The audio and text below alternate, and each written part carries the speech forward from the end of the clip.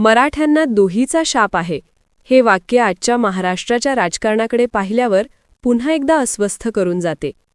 इतिहास साक्ष देतो की महाराष्ट्र जेव्हा जेव्हा कमकुवत झाला तेव्हा त्यामागे बाहेरचे शत्रू नव्हते, तर सत्तेसाठी आपल्या माणसांनी केलेली फितुरी होती.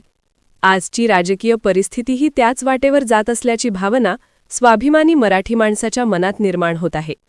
आजचे राजकारण सत्ता आणि खुर्चीपुरतेच मर्यादित झाले असून राज्यहित, अस्मिता आणि मूल्ये बाजूला पडत चालली आहेत. ज्या मुंबई पुण्यासाठी अनेकांनी बलिदान दिले, ती शहरे आणि महाराष्ट्राचा राजकीय दबदबा वैयक्तिक महत्त्वाकांक्षेसाठी दिल्लीसमोर झुकवला जात असल्याचा आरोप होत आहे.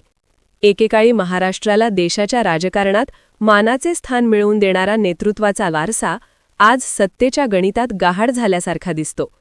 इतिहासात केवळ स्वार्थासाठी शत्रूला साथ देणाऱ्यांना कधीच माफी मिळाली नाही, हे विसरता येणार नाही.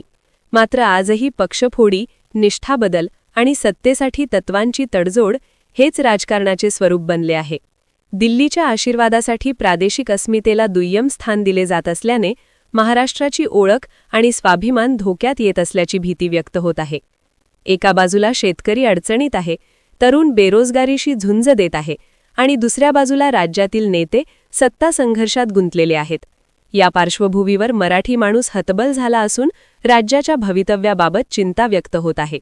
सत्ता तात्पुरती असते, पण महाराष्ट्राचा स्वाभिमान कायमचा असतो, हे राजकारण्यांनी लक्षात घ्यावे. अन्यथा इतिहास आणि येणारी पिढी या फितुरीच्या राजकारणाला कधीच माफ करणार नाही, असा इशारा दिला जात आहे.